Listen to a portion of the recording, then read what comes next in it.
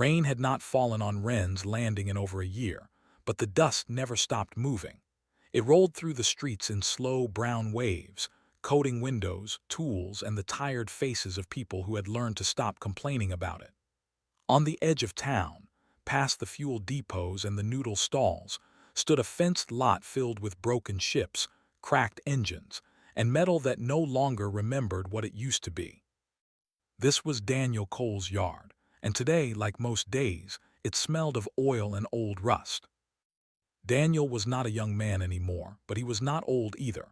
He had the kind of hands that had touched 1,000 different engines, hands with small scars that told stories he never bothered to share.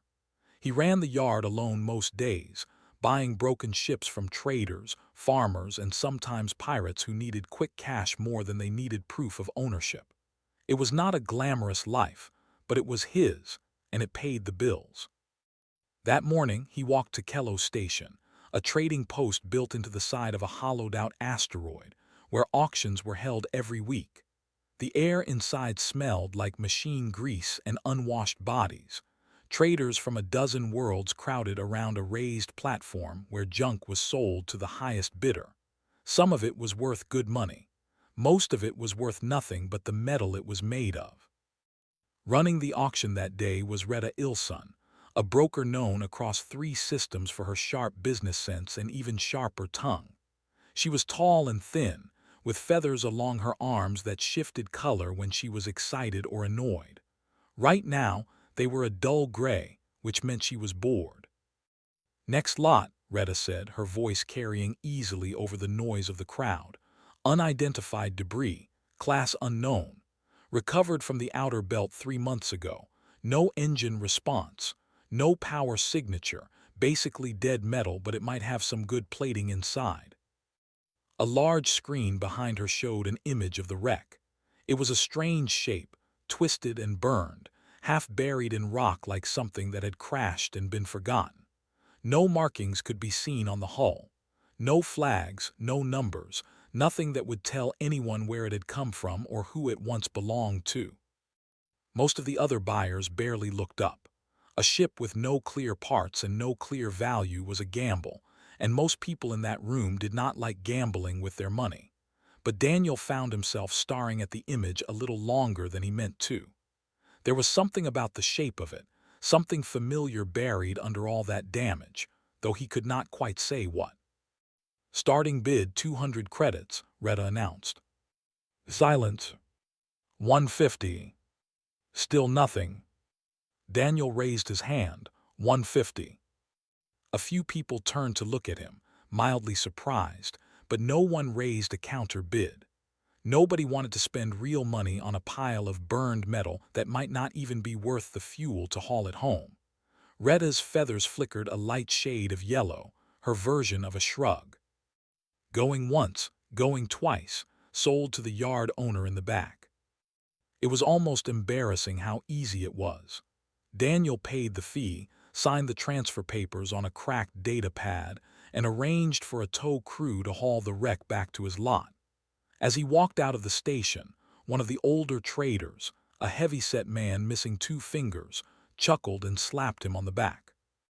"You always did like buying trouble, Cole." Daniel just smiled and said nothing. He liked strange things. Strange things sometimes turned into good stories, and once in a while they turned into good money too.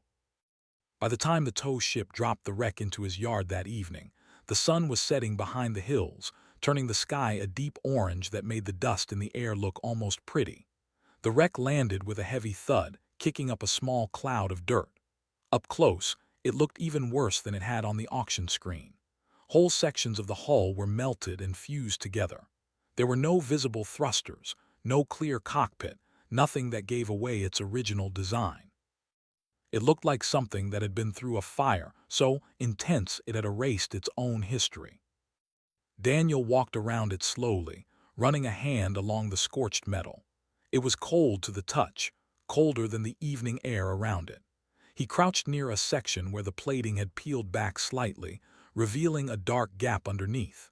He pulled a small light from his pocket and shone it inside, but all he could see was twisted wiring and shadows. He stood back up, wiped his hands on his pants, and let out a long breath. "Well," he muttered to himself, "let's see what you really are." He had no way of knowing, standing there in the fatting light with dust settling around his boots, that deep inside that broken hull, buried under layers of burned metal and dead wiring, a single light had just begun to blink. Faint, weak, almost invisible. But awake. The next morning began with the sound of a wrench hitting the ground and a string of curses that made even the yard dogs perk their ears up. Old Man Tully was already at work on the wreck, half his body inside a torn section of hull, his one good arm reaching deep into a mess of wires and burned circuits. His other arm had been gone for almost 20 years, lost in a war he rarely talked about, replaced now with a simple mechanical hook that had seen more oil than most engines. "You could at least say good morning," Daniel said, walking up with 2 cups of hot tea. "Morning's not good when the metal fights back," Tully grumbled, pulling his arm out and wiping sweat from his forehead. "This thing's got sealed compartments I can't open with normal tools. Not rusted shut. Sealed. On purpose." Daniel raised an eyebrow and handed him a cup. "Sealed how?" "Like someone locked it down before it went dark. Emergency protocol, maybe. I've seen this kind of thing before, a long time ago."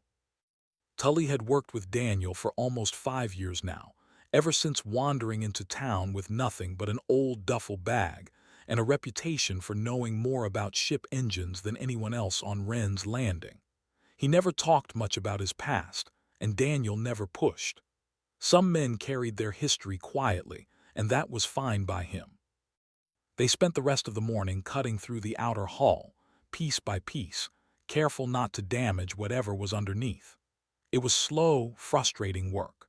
The metal was thicker than anything either of them had dealt with before, dense and layered in a way that suggested serious military design rather than a civilian trade ship. By midday, they finally broke through into what looked like a narrow corridor, dark and silent, filled with the smell of burned insulation.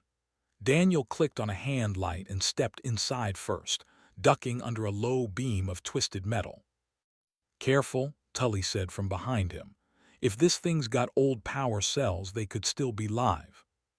The corridor led to a small, reinforced chamber, its walls thicker than anything around it, clearly built to protect whatever was inside. In the center of the room sat a large, cylindrical object, dark and lifeless, but shaped in a way that Daniel recognized instantly, even through the damage. "That's a reactor core," he said quietly. "Not just any reactor," Tully answered, stepping closer and running his mechanical hand along its surface. "Look at the housing, that casing design. I haven't seen that pattern since my service days." Daniel turned to him. "Service days? You were Navy." Tully didn't answer right away. He crouched down near the base of the reactor, brushing away a layer of dust and ash with his real hand. Underneath, barely visible, was a small metal plate, cracked and blackened but not completely destroyed. "Get that light closer," he said. Daniel knelt beside him and angled the light onto the plate. Slowly, letter by letter, they could make out part of a serial number, along with the faint outline of an emblem, a stylized star wrapped in a ring, half melted but unmistakable. Daniel felt his stomach tighten. He didn't know much about military history, but he had seen that symbol before, on old recruitment posters, on documentaries about the war years, on the shoulder patches of retired soldiers who still wore their uniforms out of habit on national holidays. "That's a Navy insignia," he said slowly. "Human Navy." Tully sat back on his heels, staring at the plate for a long moment without saying anything. His jaw was tight, his eyes distant, like he was looking at something far beyond the metal in front of him. "This isn't scrap," he finally said. "This is a warship, a real one, and judging by that reactor design, an old one, older than anything still in active service." "How does something like this end up sold as unidentified debris?" Daniel asked. "Good question," Tully muttered. "Ships like this don't just disappear." Someone loses a ship like this, people look for it, hard. Daniel stood up slowly, running a hand through his hair as he looked around the chamber, taking in the scale of what they had just found. This was not some old cargo hauler or forgotten mining ship. This was military hardware, sealed, hidden, and somehow lost in a way that had let it end up in a scrap auction on the edge of nowhere. "You all right?" Daniel asked, noticing the strange look on Tully's face. Tully didn't answer immediately. He reached out and placed his real hand flat against the cold metal of the reactor, almost gently, the way someone might touch an old photograph. "I lost people on ships like this," he said quietly. "A long time ago. Friends, whole crews sometimes just gone, no wreckage found, no bodies, no answers, just gone." The chamber fell silent except for the faint hum of wind outside the hull. Daniel didn't say anything. He simply stood there, letting the old man have his moment, understanding without needing an explanation that this discovery had opened a door neither of them had expected. Whatever this ship had once been, it was not just scrap metal anymore. It was a mystery, and possibly a grave. 3 years is a long time to keep searching for something everyone else has already given up on. Commander Alia Brandt knew this better than anyone. She had spent those 3 years chasing empty leads, false signals, and dead ends across half a dozen star systems, all in search of a single ship that the rest of the Navy had quietly written off as lost. She sat in the small office aboard the recovery cruiser Long Watch, staring at a star map covered in red markers, each one representing a location she had already searched and found nothing. The room was cramped, filled with old paper notes pinned to the walls alongside digital displays, a habit she had picked up early in her career. Digital files could be deleted or lost in a system crash. Paper stayed where you put it. A knock came at the door, and a young officer stepped in, holding a data pad with a nervous kind of energy that usually meant something unusual had happened. "Commander, we've got a flag on the old search parameters. Thought you'd want to see it right away." Alia sat up straighter. "What kind of flag?" "A transponder ping. Weak, barely there, lasted less than 2 seconds before it cut out. But the signature matches the encryption pattern from the missing ship's registry." Alia stood and walked over, taking the data pad from him. Her eyes scanned the information quickly, years of training letting her process the details in seconds. The signal had come from a small trading outpost called Wren's Landing, a dusty, mostly ignored world sitting just outside the edge of compact-controlled space. Not a place anyone would expect to find a lost Navy vessel. "Locations outside our normal jurisdiction," the officer said carefully. "Command's going to want a formal request before we can move a ship into that sector." Alia let out a slow breath. She knew exactly how that process worked. A formal request meant weeks of paperwork, approvals passed between departments, committees debating jurisdiction and diplomatic risk, while the actual lead sat there, growing colder by the day. She had seen good leads die that way before, buried under procedure until they no longer meant anything. "Send the formal request," she said, "but we're not waiting on it." The officer blinked. "Commander, I'm taking a small team, unofficial, quiet. We go in, confirm what we're dealing with, and if it's real, we bring in proper support after." "That's not exactly by the book." "No," Alia agreed, "it isn't." She had never been the kind of officer who blindly followed every rule without question, especially when those rules got in the way of finding people who deserved to be found. 3 years ago, she had lost friends on that ship, people she had trained with, fought beside, trusted with her life. The official report had labeled the loss as unknown cause, presumed destroyed. A clean, tidy sentence that closed the file without answering a single real question. She had never accepted that answer, not once. Within a few hours, she had gathered a small crew, 5 people she trusted completely, each one having served with her before and each one willing to bend a rule or two if it meant finally getting answers. They boarded a modest transport ship, nothing flashy, nothing that would draw unwanted attention, and set a course for Ren's Landing. As the ship entered transit, Alia stood near the viewport, watching the stars blur into streaks of light. She thought about the last transmission she had received from the missing ship, 3 years ago, a short, garbled message cut off mid-sentence, followed by silence that had never been explained. "We're coming," she said quietly to no one in particular. "Wherever you ended up, we're coming." Behind her, one of her crew members, a communications specialist named Dara, looked up from her console. "Commander, I ran a deeper trace on that signal.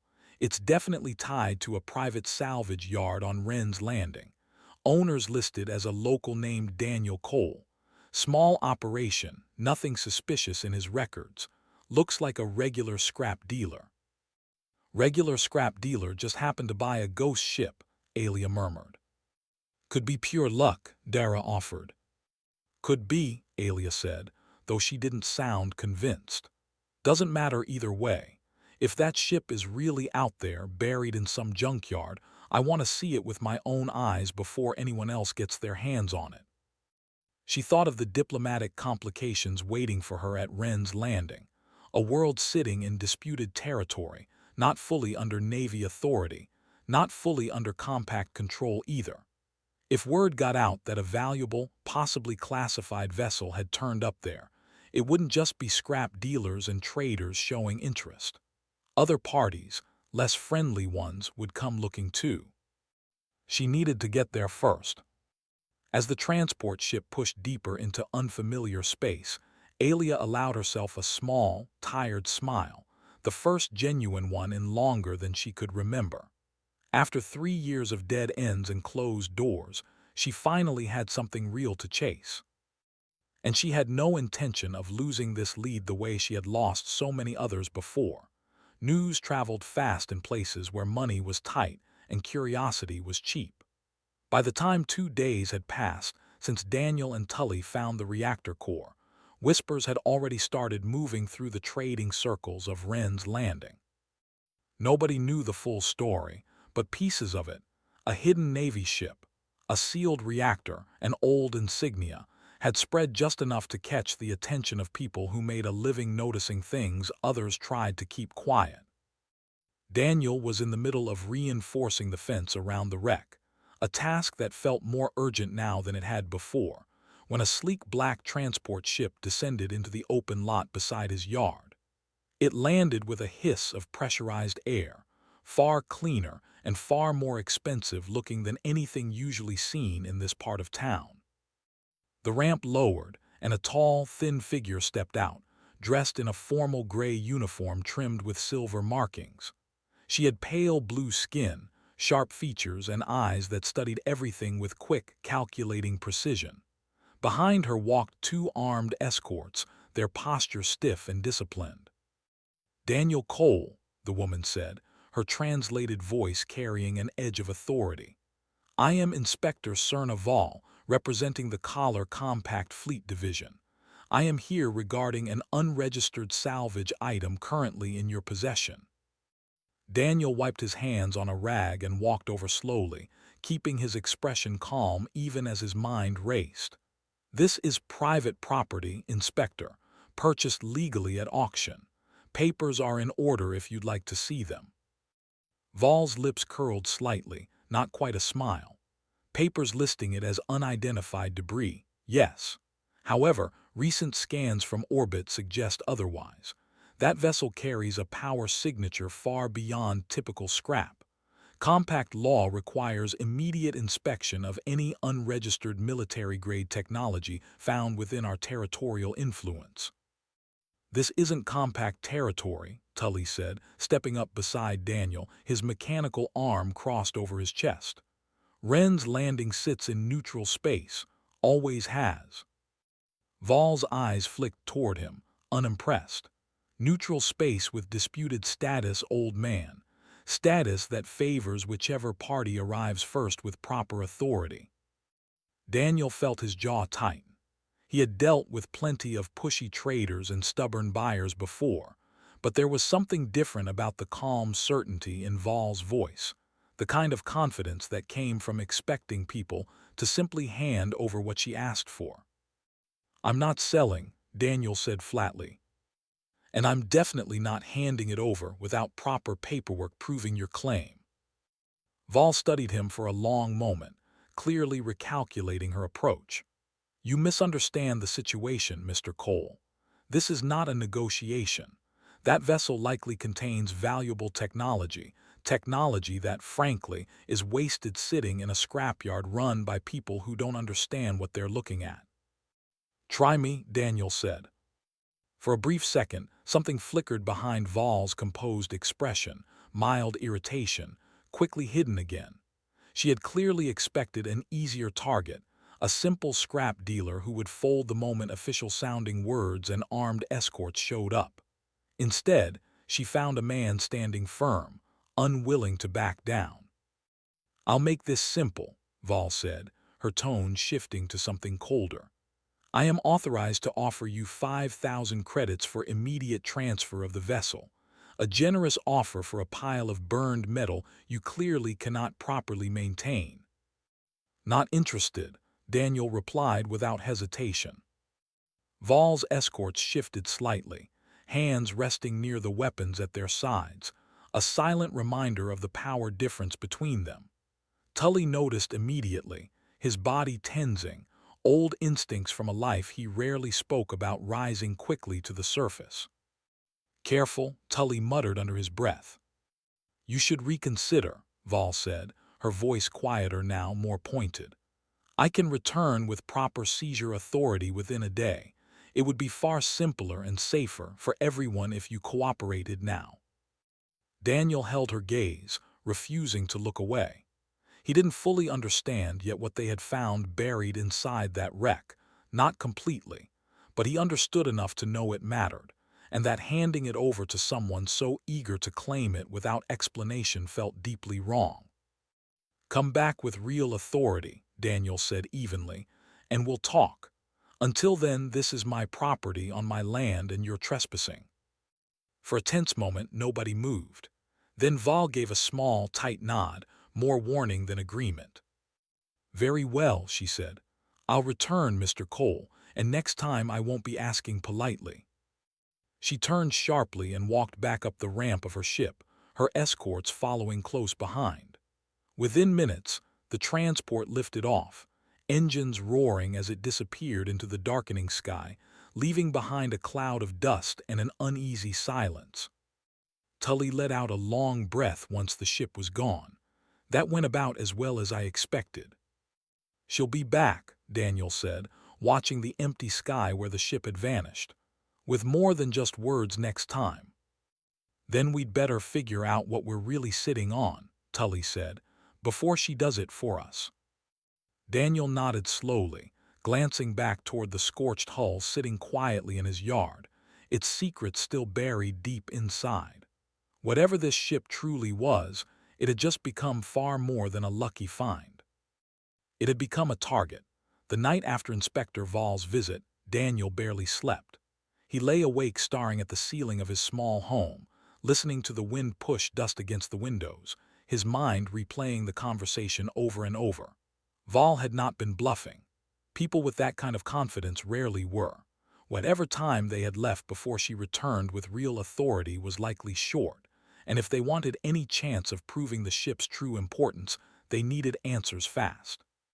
By early morning, he was back in the yard, finding Tully already awake, sitting on an overturned crate beside the wreck with a cup of black coffee in his mechanical hand, staring at the exposed reactor core like it might start talking if he waited long enough. "Couldn't sleep either?" Daniel asked, sitting down beside him.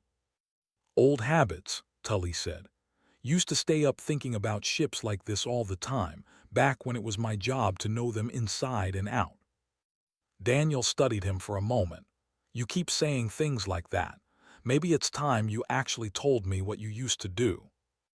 Tully was quiet for a long moment, running his real hand along the rim of his coffee cup. "I served on ships just like this one, a long time ago. Different name, different crew, but same class, same design. We lost a sister ship once during a border skirmish nobody talks about anymore. It just stopped responding. No wreckage found, no survivors located. Command called it destroyed and moved on. But some of us never really believed that. You think this could be it? I think it's worth finding out, Tully said, setting his cup down and standing up. If we can get enough power back into that core, even just a trickle, we might access the ship's black box. Emergency systems on old military ships are built to survive almost anything. If any part of it is still intact, it could tell us exactly what happened. They spent the entire morning working carefully, rerouting small amounts of power from Daniel's yard generators into the ship's ancient systems, testing connections, adjusting wiring with painstaking patience. It was slow, delicate work, made more difficult by the fact that neither of them fully understood the technology they were dealing with. Just past midday, a soft hum finally rippled through the chamber, faint lights flickering weakly along the reactor housing. A small screen embedded in the wall beside the black box casing flickered to life, static crackling before slowly stabilizing into text and broken audio. "That's it," Tully said quietly, his voice tight with emotion. "That's a live connection." Daniel leaned closer as the screen displayed a simple menu, mostly damaged, but with one option still functional: emergency log playback. He hit the control without hesitation. The recording began rough, filled with static and gaps, but slowly, a voice emerged, calm despite obvious tension, clearly a ship's officer recording final reports during a crisis. "Hull breach confirmed on decks 4 through 6. Unknown boarding party has bypassed outer defenses. Repeat, unknown hostiles aboard." The recording cut briefly, then resumed. "Captains ordered full lockdown of critical systems. If we can't hold them off, we are not letting this technology fall into enemy hands. Initiating core shutdown and emergency beacon." Another gap, filled with static and distant sounds that might have been alarms or explosions. "Beacon launched.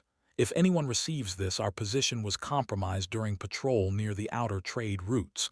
We were not destroyed by enemy fire. We were boarded, and we chose to go dark rather than risk capture.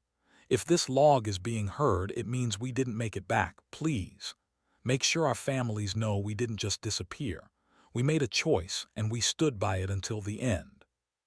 The recording ended abruptly, the screen returning to static before finally going dark again, the small amount of power finally running out.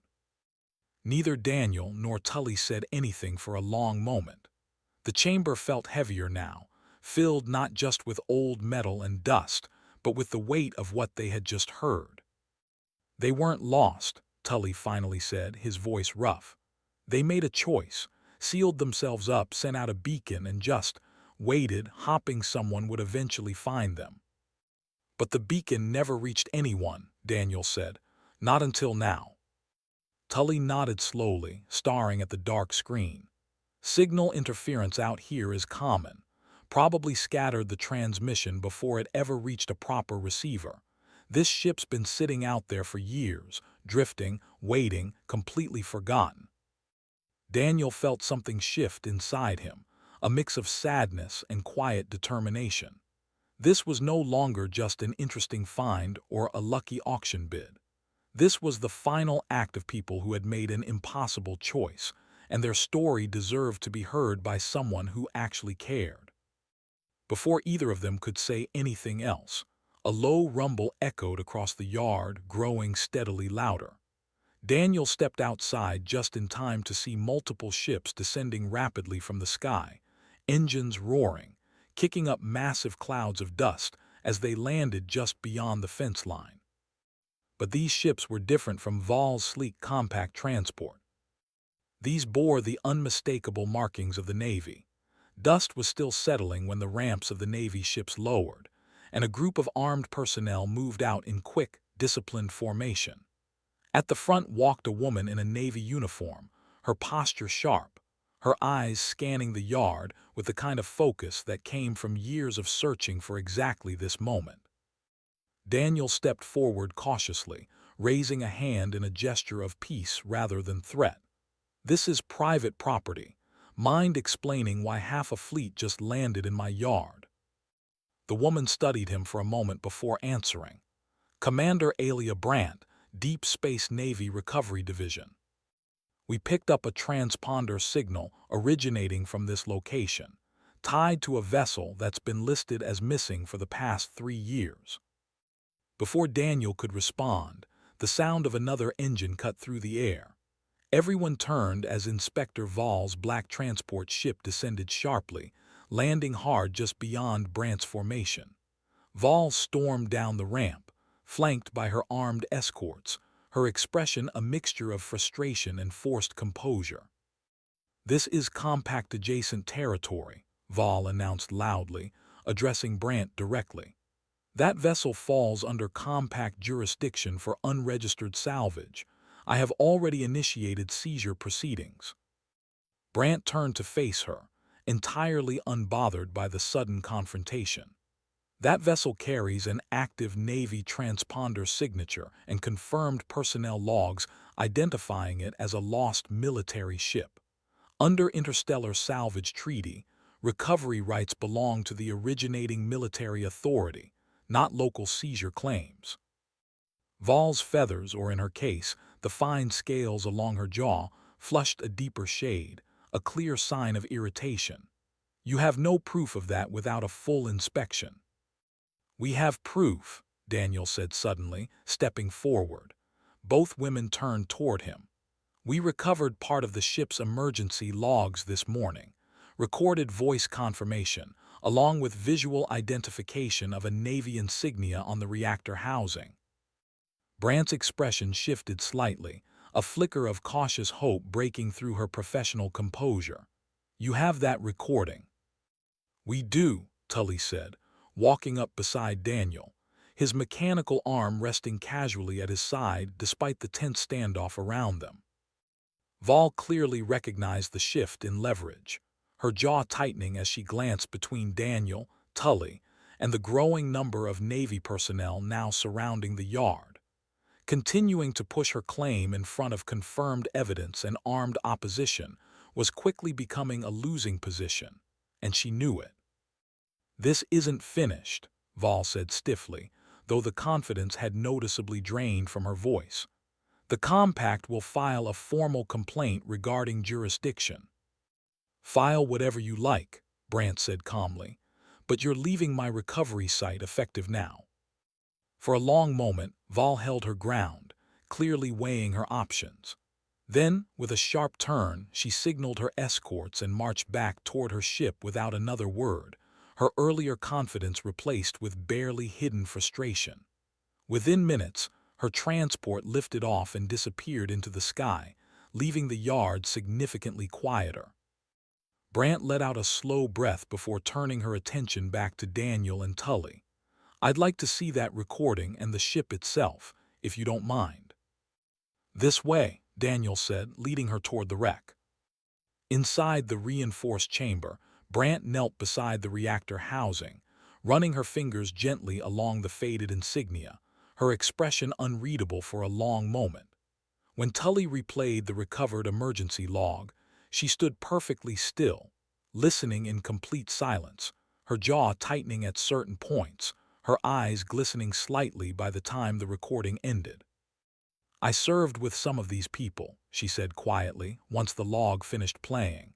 3 years I've been searching, hopping for answers, dreading the worst. Everyone told me to accept they were gone, that continuing to search was pointless." "They weren't gone," Tully said gently. "They made a choice, and it looks like it worked. Whatever technology they were protecting never fell into hostile hands."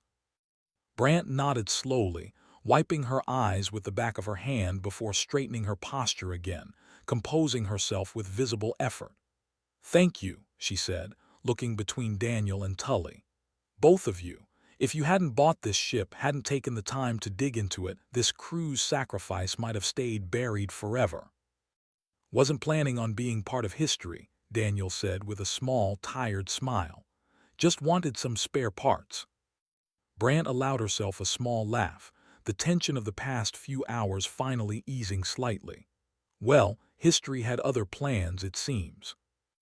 Over the following days, official Navy recovery teams arrived to properly document and prepare the ship for transport, treating it with the respect and formality befitting a long-lost military vessel finally coming home.